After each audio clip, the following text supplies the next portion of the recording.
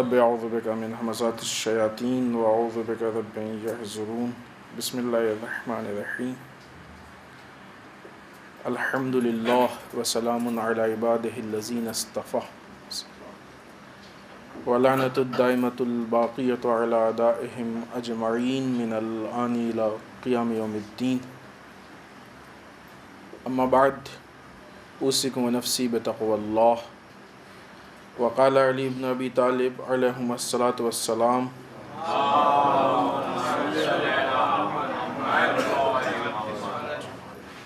وَإِذَا اسْتَوْلَى الصَّلَاحُ عَلَى الزَّمَانِ وَأَهْلِهِ ثُمَّ أَسَاءَ الرَّجُلُ الظَّنَّ بِرَجُلٍ لَمْ تَظْهَرْ مِنْهُ حَوْبَةٌ فَقَدْ ظَلَمَهُ وَإِذَا اسْتَوْلَى الْفَسَادُ عَلَى الزَّمَانِ وَأَهْلِهِ فَأَحْسَنَ الرَّجُلُ الظَّنَّ بِرَجُلٍ فَقَدْ غَرَّرَ۔ عزیزان محترم، اس پہلے خطبے میں سب سے پہلے اپنے نفس اور آپ سب کو تقوی پروردگار کی دعوت دیتے ہوئے، اس لیے کہ تقوی الہی اس نظام اور اس سسٹم کا نام ہے کہ جو انسان کے جو حقیقی اور واقعی ضروریات ہوتی ہیں ان ضروریات کو پورا کرتا ہے۔ ہر چیز کی ایک ضرورت ہوتی ہے، انسان کی بھی اپنی ایک ضرورت، کچھ ضرورت ہمارے جسم کی ہے، باڈی کی ہے، جو ہم کو محسوس ہوتی ہے۔ خب یہ بھی ایک واضح چیز ہے کہ بہت سے موقعوں پہ ہم کو اپنے باڈی کی ضرورت محسوس نہیں ہوتی ہے، دوسرے آ کے بتاتے ہیں کہ آپ کی باڈی کو اس چیز کی ضرورت ہے۔ کبھی ڈاکٹر بتاتا ہے، کبھی تجربے کار لوگ بتاتے ہیں، بچوں کو ماں باپ بتاتے ہیں۔ ایسا ہوتا ہے کہ نہیں ہوتا؟ اور پھر ہم اس کو قبول کر لیتے ہیں اور اس سے فائدہ بھی اٹھاتے ہیں۔ لیکن انسان کے نفس، کردار اور روح کا مسئلہ اس سے بڑا ہے۔ ہم اپنے نفس، اپنے روح کو باقاعدہ سمجھ نہیں پائے، کیونکہ خود مولا کائنات نے خود کہا من عرف نفسہ فقد عرف ربہ، جس نے اپنے نفس کو پہچان لیا اس نے اپنے رب کو پہچان لیا۔ نفس کا پہچاننا اتنا اہم مسئلہ ہے۔ اب ہم کیسے یہ طے کریں گے کہ ہمارے نفس کی ضروریات کیا ہے؟ اگر ضرورت نہیں پوری ہوگی تو نفس کو نقصان ہوگا، ضرورت پوری ہوگی تو فائدہ ہوگا۔ جس طریقے سے ہماری باڈی کو کیا ضرورت ہے ہمیں نہیں معلوم، لیکن ڈاکٹر نے کہا ہے کہ آپ کو یہ ٹیبلٹ کھانی ہے، فلاں چیز کھانے میں لینی ہے اور فلاں چیز چھوڑنی ہے، ہم آنکھ بند کر کے اس کی بات کو مان لیتے ہیں۔ کتنا یقین ہے ڈاکٹر پہ، کاش اتنا خدا پہ بھروسہ ہو جاتا۔ کتنی چیزیں خدا کہتا ہے یہ کرنا ہے، یہ نہیں کرنا ہے، نہیں۔ اب دیکھیں کچھ چیزیں ہیں کہ جو انسان عمل میں کہہ دیتا ہے، زبان سے نہیں کہتا، زبان سے کہتے ہوئے ڈرتا ہے۔ حکم خدا کے خلاف عمل، اس کو اگر زبان سے کہا جائے تو ایسے ہی کہ پالنے والے تو نہیں جانتا، ہم جانتے ہیں کہ کیا چاہیے۔ کتنی بری بات ہے یہ، خدا سے کوئی کہہ سکتا ہے؟ زبان سے کہنے میں سب ڈرتے ہیں، زبان سے کہنے میں سب ڈرتے ہیں، لیکن خدا کے حکم کو توڑنا ایسے ہی کہ پالنے والے تجھے کیا معلوم، نعوذ باللہ، تو نہیں جانتا، ہم جانتے ہیں یہ ہے صحیح ہے۔ آیا یہ کہنا صحیح ہے؟ یہ ہم کر کے دکھا رہے ہیں، یہ ہم کر کے دکھا رہے ہیں۔ نظام اسلام کے خلاف قدم اٹھانا یہ طاغوتیت ہے، چاہے جس لیول کی ہو، یہ طاغوتیت ہے، یہ بغاوت ہے خدا کے مقابلے میں، چاہے وہ جس لیول پہ، چھوٹا ہو لیول یا بڑا ہو لیول۔ مسئلہ یہ نہیں ہے کہ کون کہہ رہا ہے، فلاں مولوی نے کہا ہو، فلاں عالم دین نے کہا ہو، فلاں پیش نماز نے کہا، جو بھی کہنے والا ہے وسیلہ ہے، واسطہ ہے۔ اصل کہنے والی ذات پروردگار ہے، خدا ہے۔ مسئلے کی اہمیت اس لیے ہے کہ خدا کہہ رہا ہے، اور یہ وہ نظام پروردگار ہے کہ جو انسان کو ہر اعتبار سے اسٹرانگ اور مضبوط کرتا ہے۔ یہی وہ چیز ہے جو تقوی الہی۔ یہی وہ چیز ہے کہ جو تقوی الہی ہے کہ جو انسان کو ہر کامیابی اور اچھائی کی طرف لے کے جاتا ہے۔ اب آئیے قرآن مجید کی روشنی میں جیسا کہ ہماری گفتگو چل رہی تھی یا ایھا الذین آمنو سے متعلق جو آیات ہیں اس میں، اس سلسلے میں ہم آج آپ کے سامنے سورہ بقرہ آیت نمبر 183، بہت مشہور آیت ہے، ہمارے خیال سے ہمارے مجمع میں بہت سارے لوگوں کو یہ آیت یاد بھی ہوگی۔ بسم اللہ الرحمن الرحیم، یا ایھا الذین آمنو کتب علیکم الصیام کما کتب علی الذین من قبلکم لعلکم تتقون۔ دیکھیں آپ نے پوری کر دی، ہم نے کہا تھا کہ آپ میں سے اکثر کو یاد ہوگی یہ آیت شریفہ، لعلکم تتقون، اے صاحبان ایمان تم پہ روزہ ویسے ہی واجب کیا گیا ہے جیسے کہ تم سے پہلے والی امتوں پہ واجب کیا گیا تھا، لعلکم تتقون، شاید تم متقی ہو جاؤ۔ اس آیت شریفہ پہ اور ان پوائنٹس پہ لعلکم کیوں شاید، یہ بہت تفصیلی گفتگو ہمارے آپ کے بیچ میں کئی مرتبہ ہوئی ہے، بہت تفصیلی تو شاید نہیں ہوئی لیکن ہاں گفتگو ہوئی اچھی خاصی، اور دوسرے علماء نے بھی آ کے گفتگو کی ہے۔ یہاں پہ ایک پوائنٹ ہم پیش کریں گے جو اس آیت شریفہ سے بھی متعلق ہے اور دوسری جگہوں سے بھی متعلق ہے۔ خود یہ آواز یا ایھا الذین آمنو، اے صاحبان ایمان، یہ کون کہہ رہا ہے؟ خدا کہہ رہا ہے۔ کس سے کہہ رہا ہے؟ ہم سے کہہ رہا ہے۔ پہلے مثال نے اپنے جوانوں کے لیے، بزرگ بہتر جانتے ہیں، آپ کہیں جا رہے ہیں روڈ پہ اور کوئی بہت بڑا منسٹر، کوئی بہت بڑی شخصیت، بہت بڑا بزنس مین، یا اگر خدا نخواستہ کوئی ان ایکٹرز سے بھی عقیدت رکھتا ہو تو وہ یکبارگی راستے میں اپنی گاڑی روکے اور آپ کو پکار لے، فلانے صاحب یہاں آئیے، کتنا خوش ہوں گے صرف یہ پکارنے پہ؟ اتنی بڑی ذات نے ہم کو پکار لیا، خوش ہوں گے کہ نہیں ہوں گے؟ اتنی بڑی ذات نے ہم کو، ارے تمہیں معلوم ہے آج فلاں ایکٹر نے چوراہے پہ ہم کو پکار لیا، فلاں بزنس مین نے، اتنا بڑا ارب پتی کھرب پتی، اس نے چوراہے پہ ہم کو آواز دے دی، بھلے ہی چاہے اٹھا کے اپنا کام کروایا کہ روڈ پہ ہمارا رومال گر گیا اٹھا کے دے دو، لیکن خوش ہوں گے نا کہ اتنے بڑے آدمی نے ہم کو خطاب کیا ہے۔ اور جس کو خدا خطاب کر دے اس پہ کیوں نہیں خوش ہوتے ہیں؟ یا ایھا الذین آمنو، اے صاحبان ایمان، کس کو خطاب کر رہا ہے؟ ہر ایک کو نہیں، سارے انسانوں کو نہیں، صرف صاحبان ایمان کو، یعنی صاحب ایمان ہونا اتنی بڑی عظمت ہے کہ خدا مخاطب کرتا ہے۔ ان آیات میں جو آیات ہیں اتنی جگہوں پہ صاحبان ایمان کو تو صرف اسی خوشی میں کہ ان جگہوں پہ خدا نے ہم کو ڈائریکٹ خطاب کیا ہے، اپنی زندگی ان چیزوں کے لیے وقف کر دینی چاہیے، ہے کہ نہیں؟ دیکھا مثال دی ہم نے کتنے چھوٹے سے کام کے لیے، لیکن یہ توہین کا احساس نہیں ہے کہ ہم سے چھوٹا سا کام کرایا ہے، اس عزت کا احساس ہے کہ اس نے ہم کو پکارا ہے۔ تو خدا کے لیے تو بہت زیادہ ہے، نعوذ باللہ، خدا کا کوئی کام تو توہین آمیز ہے ہی نہیں ہمارے لیے، اس لیے کہ وہ خدا، اس لیے کہ حکمتوں کا جاننے والا ہے۔ اسی مفہوم کو امام صادق علیہ السلام فرماتے ہیں، چونکہ اس آیت شریفہ میں روزے کا حکم ہے اور روزے سے متعلق گفتگو ہے، اور بہرحال روزہ وہ عبادت ہے کہ جس میں انسان کو مشقت ہوتی ہے، صبر کرنا پڑتا ہے، بھوک پیاس ساری چیزیں، تو مولا فرماتے ہیں کہ یہ یا ایھا الذین آمنو کے خطاب کی لذت اتنی زیادہ ہے کہ اس عبادت کی سختی و مشقت ختم ہو گئی۔ کاش یہ لذت ہم کو محسوس ہو، کاش یہ لذت ہم کو محسوس ہو۔ جب زبان پہ ٹیسٹ محسوس نہیں ہوتا ہے تو آدمی فوراً ڈاکٹر کہہ جاتا ہے، کیا بات ہے آج کل کچھ کھٹے میٹھے کا مزہ نہیں آ رہا ہے زبان پہ، بیمار تو نہیں ہے؟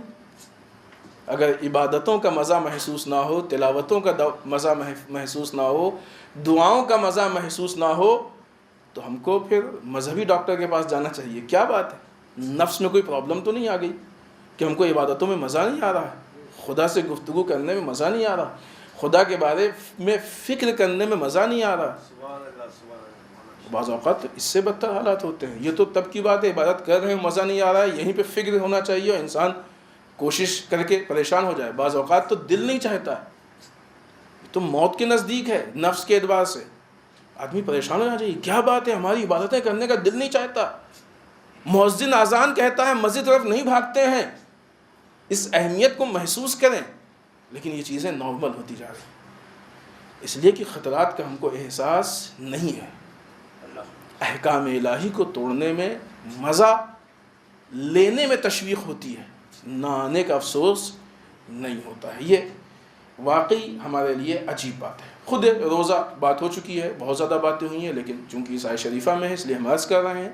بہرحال ماہ سیام اور ماہ رمضان کا روزہ واجب ہے، لیکن اس کے علاوہ سال میں بہت سارے مستحبی روزے ہیں. حرام و مکروہ روزوں کو چھوڑ کے، اپنے توضیح المسائل میں یہ مسئلہ سنا بھی ماہ رمضان میں، کہ حرام و مکروہ روزوں کو چھوڑ کے باقی سارے دنوں میں روزے مستحب ہیں.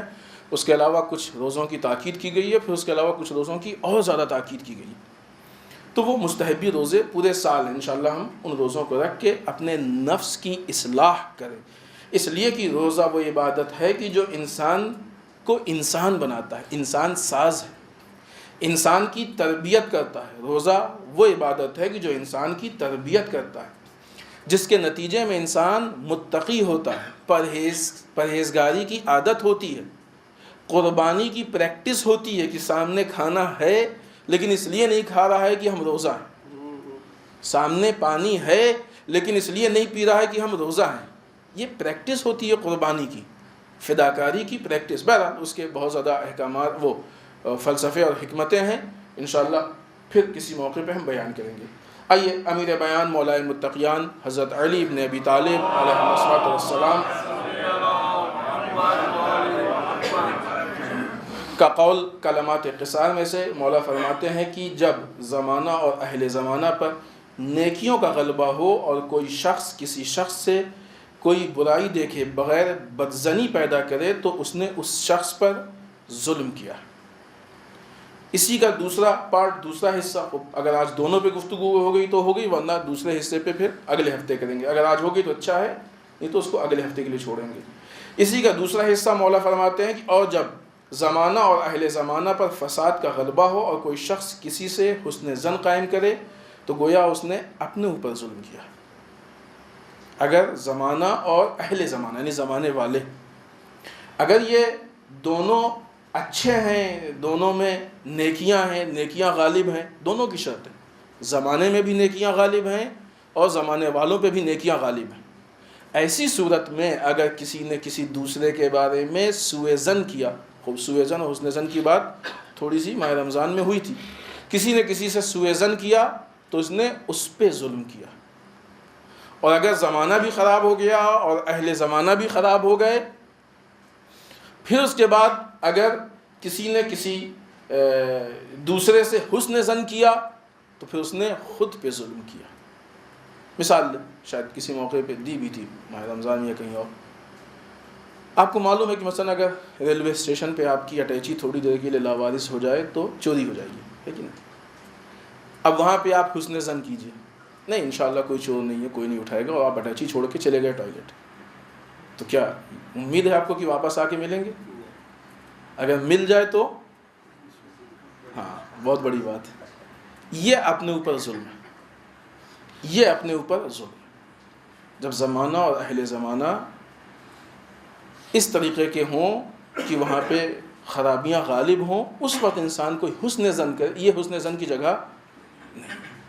اس کے برخلاف جب زمانہ اور اہل زمانہ، خوب آج اتنا زمانہ خراب نہیں کہ ہر جگہ یہ خرابیاں ہوں، مثلا یہاں پہ سب آپس کے آتے ہیں، جاننے والے آتے ہیں. کئی مرتبہ ایسا ہوا بھی کہ کوئی موبائل بھول گیا، کوئی چیز بھول گیا، لیکن بعد میں پھر مل گئی. بعض اوقات تو اعلان بھی ہوتا ہے فلاں کی انگوٹھی ہو، گھڑی ہو، پیسہ ملا، جس کا ہوا کے لے جائے. اب یہاں پہ اگر کسی نے رکھ دیا اور چلا گیا وضو کرنے تو لوٹ کے آئے گا، مل جائے گا. یہاں پہ جب معلوم ہے کہ مثلا مسجد میں یا ایسی جگہوں پہ کہ جہاں پہ صرف شریف لوگ ہیں، ایماندار لوگ ہیں، یہاں پہ ہم کسی سے سوء ظن نہیں کر سکتے.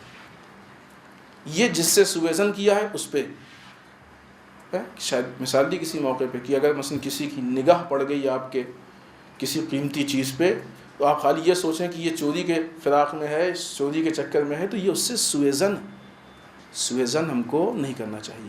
لہٰذا پہلے جملے میں مولا کائنات زمانہ اور اہل زمانہ کو دیکھتے ہوئے سوء ظن سے منع کر رہے ہیں اور دوسرے میں حسن ظن سے منع کر رہے ہیں.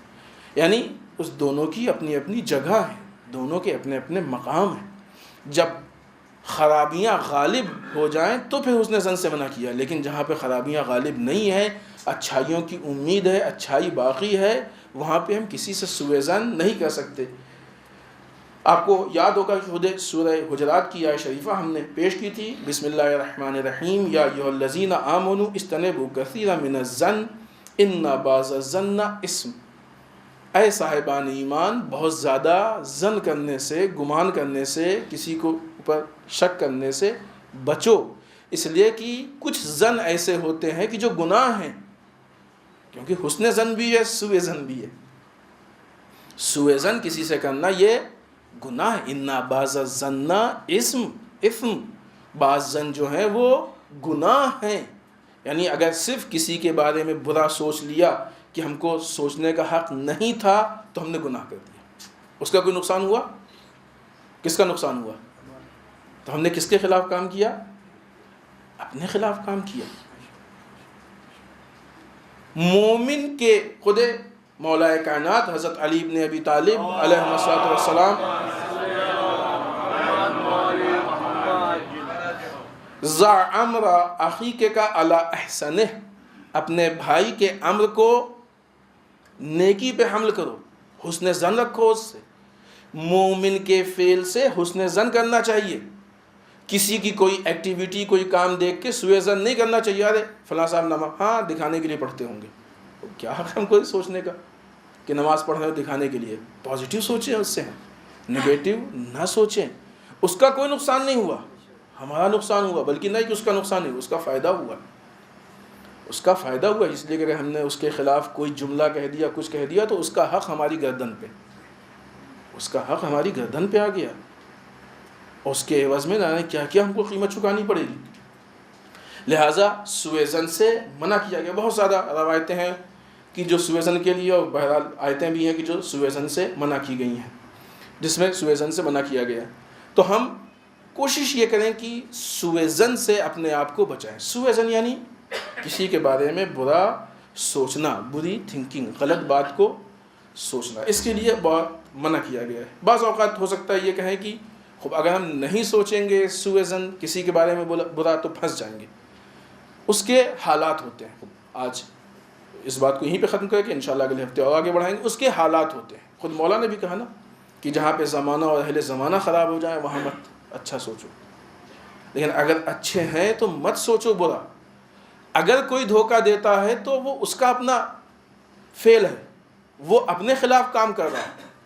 اگر کوئی یہ سوچے کہ جو ہم کو بظاہر نقصان ہو رہا ہے اس کا کیا ہوگا، انشاءاللہ اگر خدا کے لیے آپ نے نقصان برداشت کیا ہے تو اس نقصان کا جبران کرنے والا بھی خدا ہے۔ بھروسہ کر کے تو دیکھیں خدا کو، خدا پہ بھروسہ کر کے تو دیکھیں۔ بعض اوقات ہوتا ہے نا، کچھ کام ہم لوگ صرف اس لیے کرتے ہیں کہ فلاں بہت بڑے پالیٹکس ہیں، بات تو صحیح لیکن انہوں نے کہا اس لیے کر رہے ہیں، ان کی رسپیکٹ میں ہے کہ نہیں ہے۔ فلاں کے ہاں چونکہ جاب کرتے ہیں، سروس کرتے ہیں، اب باس نے کہا ہے نہیں کریں گے تو نکال دیں گے نوکری سے، کون ڈھونڈے گا، کہاں جائیں گے، انہوں نے کہا کہ ورنہ کام تو کچھ نہیں، بیوقوفی ہے، ہوتا ہے نا، ممکن ہے۔ خدا کے ہاں تو ایسا بھی نہیں کہ نعوذ باللہ خدا بیوقوفی کا ہم کو حکم دیتا ہے۔ تو اگر اپنے باس اور اپنے بڑے پہ ہم بھروسہ کر سکتے ہیں، اگرچہ یہ جتنی مثالیں اس طرح کی ہم دے رہے ہیں کوئی بھی مثال لائق مثال نہیں ہے، کیونکہ کوئی ذات کائنات میں ایسی نہیں ہے کہ جس کی خدا سے نعوذ باللہ مثال دی جائے۔ لیکن اپنے جوانوں کو سمجھانے کے لیے صرف ایک بات کہ جب ہم یہاں پہ یہ کام کر سکتے ہیں وہ بدرجہ اولا وہاں پہ کر سکتے ہیں۔ خدا بند متعال پہ یقین کریں، بھروسہ کریں، کیونکہ جب تک انسان خدا پہ یقین نہیں کرے گا اس وقت تک پوری طریقے سے اسلام پہ عمل نہیں ہوگا، اور اسلام پہ پوری طریقے سے عمل ہونا بہرحال ضروری ہے، اتنا ضروری ہے کہ اس کے لیے جان قربان ہو جائے لیکن اسلام قربان نہ ہو۔ یہی درس کربلا ہے، یہی درس کربلا۔ ہماری اور آپ کی تو کوئی اوقات ہی نہیں۔ اسلام کے قانون کی اتنی ویلو ہے کہ اس پہ اکبر قربان ہو سکتے ہیں، قاسم قربان ہو سکتے ہیں، خود سرکار سید الشہداء قربان ہو سکتے ہیں، مولا کائنات قربان ہو سکتے ہیں۔ پہچانے اسلام، یہ لوگ کیوں قربان ہوئے، کیوں شہید ہوئے؟ اسلام کے تحفظ کے لیے۔ لہٰذا ہماری کیا حیثیت ہے؟ اب ہم اپنی زندگی میں چھوٹی چھوٹی قربانیوں سے بچتے ہیں کہ نہیں یہ ہو جائے گا وہ ہو جائے گا۔ نہیں، جب اتنی بڑی ذات قربان ہوئی تو یہ زندگی کی چھوٹی چھوٹی قربانیاں کوئی بہت بڑی چیز نہیں ہے۔ بسم اللہ الرحمن الرحیم، انا اعطیناک الکوثر فصل لربک وانحر ان شانئک ھو الابتر۔ رب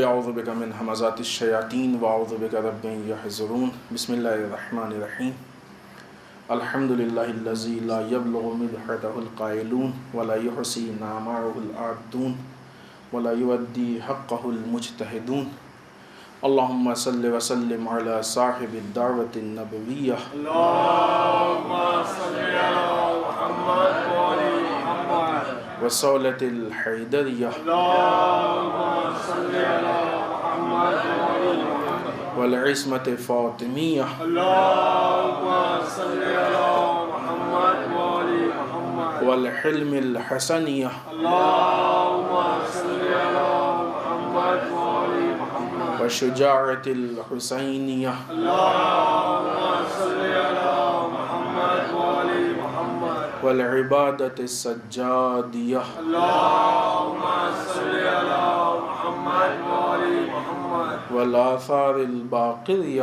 اللہم صل علی محمد وعلی محمد والمأثر الجعفریہ اللہم صل علی محمد وعلی محمد والعلوم الکاظمیہ اللہم صل علی محمد وعلی محمد والرضاء رضویہ اللہم صل علی محمد وعلی محمد والجود التقویہ اللہم صل علی محمد وعلی محمد والنقاوۃ النقویہ اللہم صل علی محمد وعلی محمد والہیبۃ العسکریہ اللہم صل علی محمد وعلی محمد والغیبۃ الہیہ اللہم صل علی محمد وعلی محمد ولعنۃ الدائمۃ الباقیۃ علی اعدائہم اجمعین من الان الی قیام یوم الدین اما بعد. اس دوسرے خطبے میں ایک بار پھر اپنے نفس اور آپ سب کو تقوی پروردگار کی تاکید کرتے ہوئے آج کی تاریخ نہایت ہی پربرکت اور عظیم تاریخ ہے. 8ویں امام کی بہن اور 7ویں امام کی بیٹی حضرت فاطمہ معصومہ جن کو معصومہ قم کے عنوان سے ہم یاد کرتے ہیں، ان کی ولادت بسعادت کی تاریخ. آپ سب کی خدمت میں ہم اس عظیم تاریخ کی مبارکباد پیش کرتے ہیں اور ہم سب کی طرف سے تمام علماء، مراجع، ولی فقیہ، بالخصوص وقت کے امام کی خدمت میں تبریک و تہنیت کا ہدیہ پیش کرتے ہیں. اللہم صل علی محمد وعلی محمد. جیسا کہ ہم نے پچھلے ہفتے بات کہی تھی کہ معصومہ قم کی بنیاد پہ بہت زیادہ فیوز و برکات پہنچے ہیں. محفل میں بھی ایک بات عرض کی تھی لیکن وہ بات ناتمام تھی کہ معصومہ قم نے جو شفاعت کا وعدہ کیا ہے وہ محشر کی شفاعت اپنی جگہ پہ ہے. دنیا میں بھی آپ وہ راستہ آج سب سے زیادہ اس مرکز سے ہم کو وہ راستہ مل رہا ہے کہ جو شفاعت کا باعث. معصومہ قم جہاں شفاعت کرنے والی ہیں وہ اپنی جگہ. معصومہ قم ایسے لوگ ان کے مرکز سے نکل رہے ہیں کہ جو شفاعت کرنے والے ہیں. یہ اپنی جگہ پہ الگ ہے. یہ بات ناتمام رہ گئی تھی، انشاءاللہ کسی اور موقع. آج ایک پوائنٹ بہت ہی اختصار سے وہ یہ کہ معصومہ قم کے مرکز سے ہمارے اندر بیداری پیدا ہو رہی ہے. ٹھیک ہے، اس سے پہلے بھی جو ہمارے حوزات علمیہ ہیں انہوں نے باقاعدہ کوشش کی بیداری کی، بیدار کیا. ہم ان کی خدمات سے انکار نہیں کر سکتے. نجف کے حوزے نے اتنی بیداری تھی اس حوزے میں کہ اپنے آپ کو صدام کے حوالے نہیں ہونے دیا، بند ہو گیا حوزہ. لیکن حوزے پہ صدام کا کنٹرول پوری طریقے سے نہیں ہو پایا. مراجع نے قربانیاں دی ہیں. لیکن چونکہ یہاں پہ اپنی حکومت ہے، یہاں پہ اپنی حکومت ہے، خود دیکھیں حکومت ہونے کے بھی اپنے فیوز و برکات ہوتے ہیں، برکتیں ہیں حکومت کی. حکومت بری چیز نہیں ہے، غلط چیز میں استعمال ہو تو بری چیز ہے. چھری سے آپ پھل کاٹیں، سبزی کاٹیں، بہت اچھی چیز ہے، مددگار ہے. خون کرنے کا خراب ہے تو چھری تھوڑی خراب ہے، وہ ہاتھ خراب ہے جو چھری کو یوز کر رہا ہے. حکومت تھوڑی خراب ہے. کیسے نادان لوگ ہیں یہ لوگ. ایسے ہی ہیں کہ اگر مثلاً کوئی ان کو ڈھیلا مارے تو یہ ڈھیلے سے بدلہ لیتے ہیں، مارنے والے سے بدلہ نہیں لیتے. ڈھیلا سمجھتے ہیں؟ اینٹ پتھر. یہ بیچارے اتنے احمق ہیں جو کہتے ہیں حکومت غلط ہے. حکومت میں کہاں غلط اور صحیح ہو سکتا ہے؟ حکومت یوز کرنے والا صحیح و غلط ہوتا ہے. حکومت یوز کرنے والا. آج وہاں پہ حکومت کے جو فیوز و برکات ہیں اس کی وجہ سے پوری دنیا میں جو ایک بیداری کی لہر دوڑ رہی ہے اس کا مرکز وہی معصوم قم کا مرکز ہے. اس سے زیادہ فیوز و برکات کہاں سے؟ دشمن کی نگاہ میں سب سے زیادہ جو چیز کھل رہی ہے وہی مرکز ہے. آج دشمن سب سے زیادہ وہاں پہ نگاہ گڑائے ہوئے ہے. یعنی کتنا بجٹ وہاں کے لیے خرچ کرتا ہے، یعنی کتنا. ہم آپ کو بتائیں کہ ایک زمانے میں، اب یہ باتیں اویرنیس کے لیے ضروری ہیں تاکہ انسان کو معلوم ہو، ایک زمانے میں کچھ لڑکیوں کو قم میں بھیجا جاتا تھا کہ وہ بہت زیادہ بھڑکیلے انداز میں حرم کے آس پاس واک کریں شب جمعہ جب پبلک فل ہوتی، تاکہ وہاں کا ماحول خراب کریں. دیکھیں دشمن کے حملے کا طریقہ پہچانیں کیسے کیسے. ایسی 60 لڑکیاں پکڑی گئی تھیں، کئی سال پہلے کی بات ہے یہ. ان کو پیسہ ملتا تھا اس کام کے لیے. کس کس طرح کے حملے ہو رہے ہیں؟ یہ صرف تیر و تلوار کا حملہ نہیں ہوتا ہے. ہم نے بارہا کی خدمت میں عرض کیا، سافٹ وار کا زمانہ ہے، جنگ نرم کا زمانہ ہے. لیکن ان ساری چیزوں کے مقابلے میں یہ مرکز بھی ہمارے لیے ناکافی نہیں ہوا ہے کبھی. الحمدللہ ہمارے مراجع، ہمارے علماء، ہمارے آیات اعظام، اور خدا سلامت رکھے ان سب کے ساتھ ساتھ وہ بزرگ شخصیت، وہ ہمارے رہبر معظم کی جن کی حکمت کی وجہ سے آج یہ اسلام کا کارواں ایک مضبوطی کے ساتھ رواں و دواں. یہ برکات کہاں سے ملی ہم کو؟ اگر امام خمینی کے لیے آغا شہید صدر کہتے ہیں کہ ذابہ فی الخمینی کما ہوا ذابہ فی الاسلام، خمینی میں اس طریقے سے مکس ہو جاؤ جیسے خمینی. یہ خمینی کہاں سے ملے ہم کو؟ کہاں سے ملے یہ ہم کو؟ یہ فیض و برکات معصوم ہے. بہت ساری چیزیں ہیں، بہت سی چیزیں ہیں کہ جو چھوٹی موٹی ہیں، یہاں پہ ذکر نہیں ہو پاتی، تفصیلی ہیں اس لیے، جو وہاں پہ دیکھنے میں آتی ہیں. افراد ایک سے ایک ہیں، نہ یہ کہ صرف وہ علوم کی جس کو عام طور سے لوگ بیکار سمجھتے ہیں کہ مثلا علم دین ہے، اسلامک تھیولوجی ہے، نہیں. میتھمیٹکس کے ماہرین ایک سے ایک وہاں پہ ہیں، فلسفی کے ماہرین ایک سے ایک وہاں پہ ہیں. اس طرح سے بہت سارے سبجیکٹ ہیں کہ جس کے ماہرین وہاں موجود ہیں. اسلامی دنیا کی سب سے بڑی لائبریری وہاں موجود ہے. قاریان قرآن، حافظان قرآن اس کیفیت کے ساتھ یقیناً سب سے زیادہ وہاں موجود ہے. خدمات ہیں، ان خدمات سے کوئی انکار نہیں کر سکتا. اسی کے ساتھ ساتھ یہ وہ تاریخ ہے کہ جس دن سے ہے عشرہ کرامت کا آغاز ہوا. کریمہ اہل بیت کی ولادت ہے. بی بی کے القاب میں سے ایک لقب ہے کریمہ اہل بیت. کریمہ اہل بیت کی ولادت سے عشرہ کہتے ہیں 10. ہم نے عرض کیا تھا محفل میں، یہ 10 دن کا سلسلہ. 11 ذی القعدہ کو امام رضا علیہ السلام کی ولادت.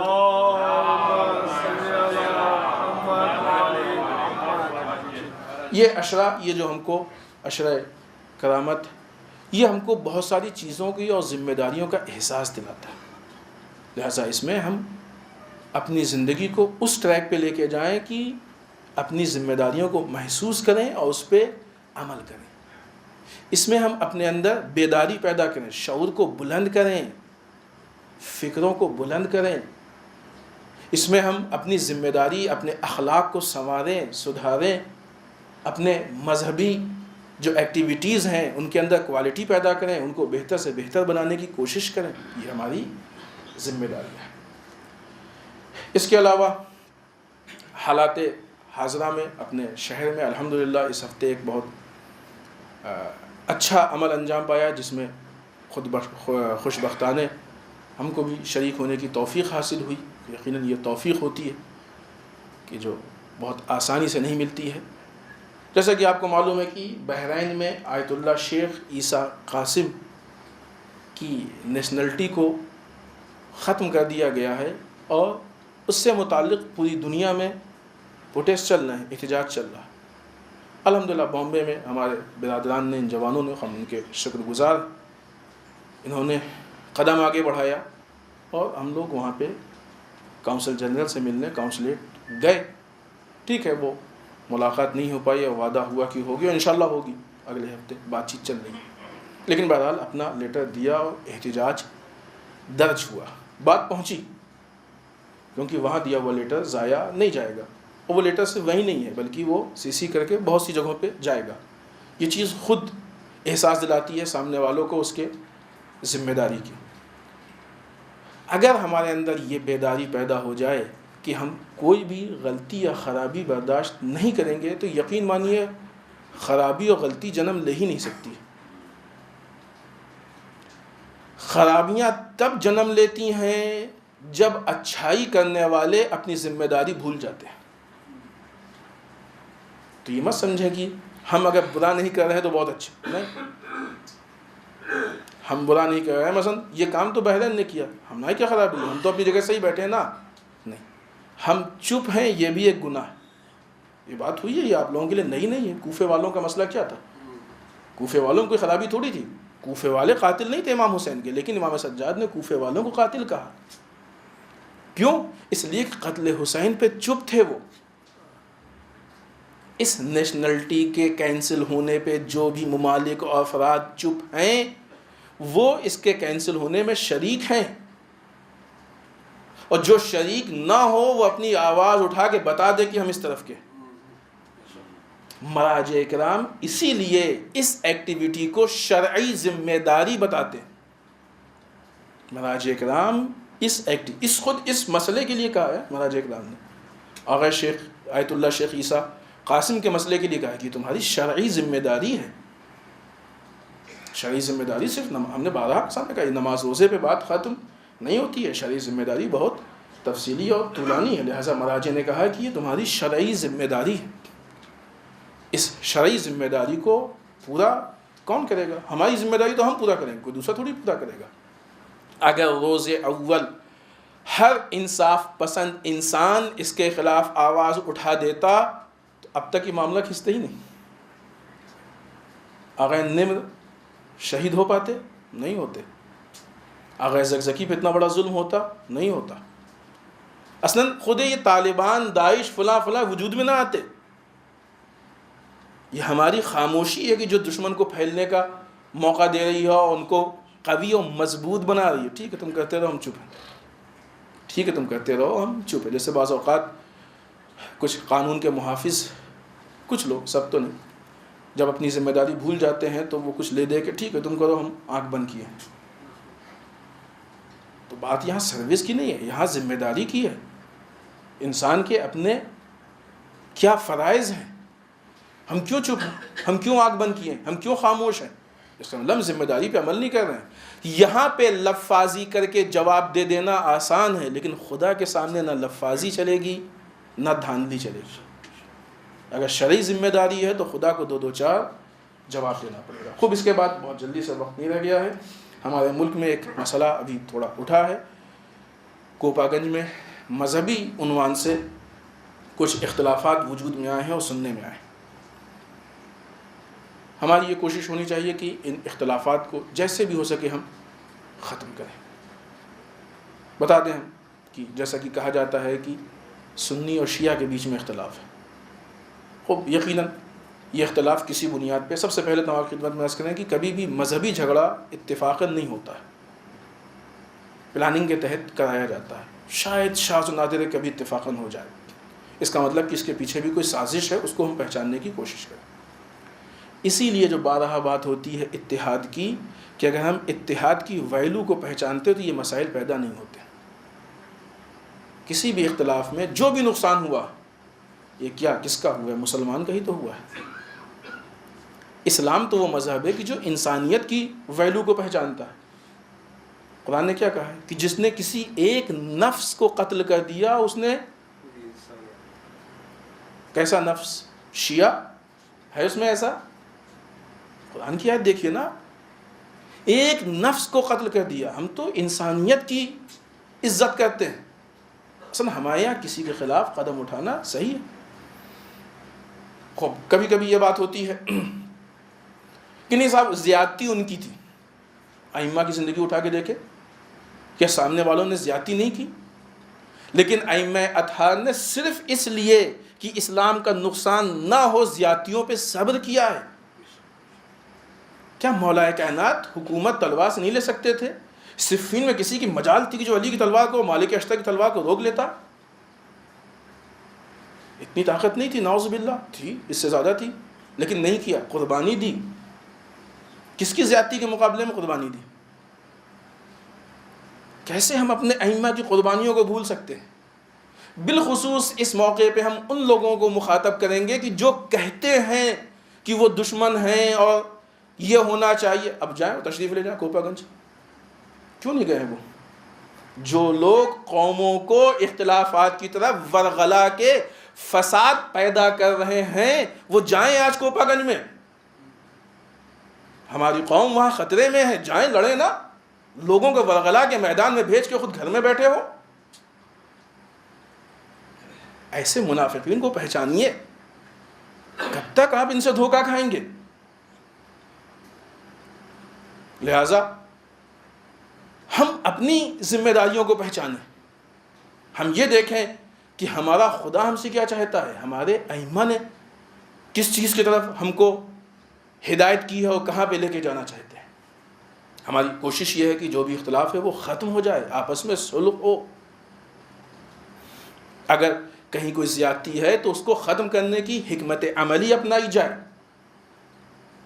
کہ بہتر سے بہتر طریقے سے اس کو ختم کیا جائے تاکہ ہر طرح کے نقصان سے ہم محفوظ رہیں۔ اس لیے کہ آج اسلام دشمن طاقت نے بہت زیادہ اس بات پہ فوکس کیا ہے کہ شیعوں کو اور مسلمانوں کو آپس میں لڑایا جائے۔ یہ دشمن کا حملہ ہے، یہ MI6 کا اہم ترین حملہ ہے کہ شیعہ آپس میں لڑیں، مسلمان آپس میں لڑیں۔ پہچانے ایسے لوگ، ایسے علماء وہاں سے تربیت پا رہے ہیں کہ جو آ کے شیعوں کو، شیعہ سنی کو لڑائیں۔ کب تک ہم ان خطرات سے آگاہ؟ دنیا جانتی ہے، یہ لوگ کیوں نہیں جانتے؟ دنیا جانتی ہے اس چیز کو، چھپی ہوئی چیز نہیں۔ MI6 کے حملوں سے بچنا یہ ہماری ذمہ داری ہے، مذہبی ذمہ داری ہے، تاکہ ہم اپنے اسلام کو بچا سکیں اور اس کا دفاع کر سکیں۔ آئیے بارگاہ پروردگار میں دعا کرتے ہیں، پالنے والے ہم سب کو اعمال صالحہ کی توفیق عنایت فرمائے، بار الہ اعمال قبیحہ سے محفوظ رکھے، بار الہ ہمارے گناہوں کو بخش دے، بار الہ ہمارے مرحومین کو بخش دے، پالنے والے اسلام و مسلمین کی حفاظت فرمائے، بار الہ دشمنان اسلام کو نیست و نابود کر دے، بار الہ جو پریشان حال ان کی پریشانیوں کو دور فرمائے، بار الہ جو لا ولد ان کو اولاد صالح عنایت فرمائے، بار الہ ان کی شادیوں و مشکلات، ان کے مشکلات کو حل فرمائے، پالنے والے ہمارے علماء کا سایہ ہمارے سروں پہ باقی رکھے، بار الہ رہبر اور مراجع کو طول عمر عنایت فرمائے، بار الہ ہمارے امام کے ظہور میں تعجیل فرمائے، ہمیں ان کے اعوان و انصار میں شریک ہونے کی توفیق عنایت فرمائے۔ ربنا تقبل منا انک انت السمیع العلیم۔ بسم اللہ الرحمن الرحیم۔ قل هو اللہ احد اللہ الصمد لم یلد ولم یولد ولم یکن له کفوا احد۔